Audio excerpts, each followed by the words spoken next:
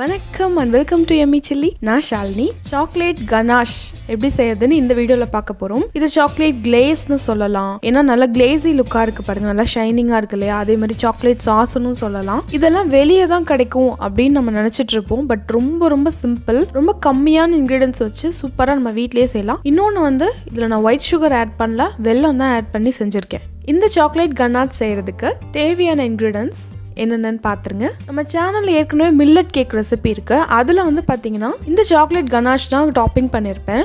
வீட்லேயே செஞ்ச fresh cream, அதாவது பால் ஆடை இருக்கு இல்லையா, அதை கலெக்ட் பண்ணி வச்சு அதில் செஞ்ச ரெசிபி அது.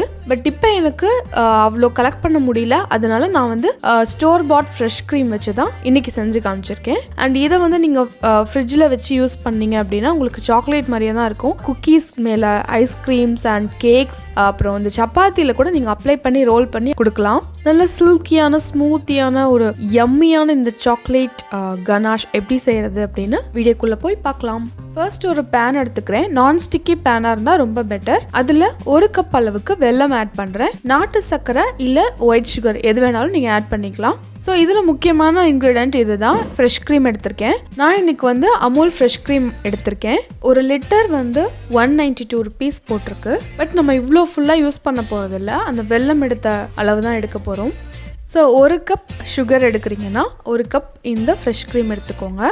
ஃபர்ஸ்ட் இதெல்லாம் ஆட் பண்ணிவிட்டு அதுக்கப்புறம் நம்ம ஸ்டவ் ஆன் பண்ணிக்கலாம். அந்த வெல்லத்தோடய இந்த ஃப்ரெஷ் க்ரீமையே ஆட் பண்ணிக்கலாம்.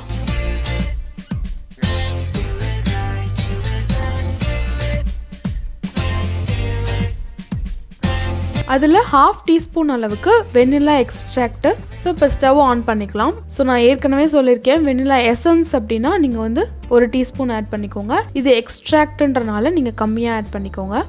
வெனிலா எக்ஸ்ட்ராக்ட் இல்லை, இன்னும் நேச்சுரலாக வேணும்னா நீங்கள் ஏலக்காவை நல்ல நைஸ் பவுடராக இருந்ததுன்னா அதை ஆட் பண்ணிக்கோங்க. நல்லா மிக்ஸ் பண்ணி விடுங்க.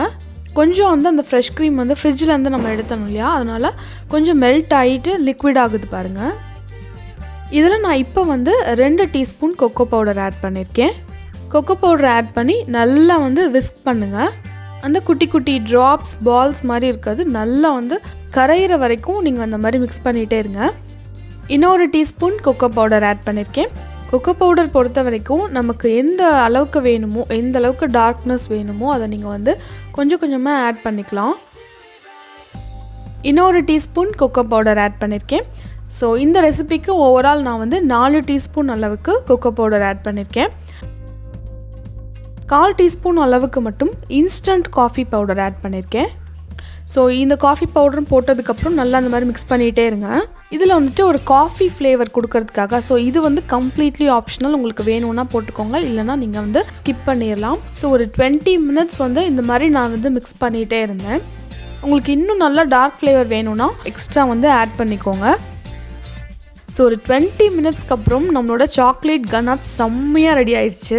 நிறைய பேருக்கு வந்து ஒரு டவுட் வந்திருக்கும். நம்ம சேனல் ரெகுலராக பார்த்துருந்தீங்கன்னா உங்களுக்கு தெரியும், சாக்லேட் மூஸ் ரெசிபி ஒன்று பண்ணியிருப்பேன். அதுவும் வந்துட்டு இந்த கலெக்ட் பண்ணி வச்ச பால் ஆடையில் கொக்கோ பவுடர் போட்டு நல்லா விஸ்க் பண்ணி எடுப்போம். பட் அது வந்து நம்ம குக் பண்ண மாட்டோம். ஸோ அதுலேயும் வந்துட்டு அந்த பால் ஆடைக்கு பதில் நீங்கள் ஃப்ரெஷ் க்ரீம் யூஸ் பண்ணலாம். ஸோ கிட்டத்தட்ட ரெண்டும் வந்து இன்க்ரீடியன்ஸ் வந்து சிமிலராக வரும். ஆனால் இது வந்து நம்ம நல்லா குக் பண்ணி எடுக்கிறோம்.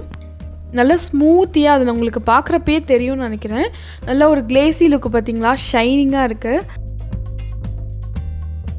அண்ட் இந்த மக் கேக் வந்து it's a millet grain chocolate cake.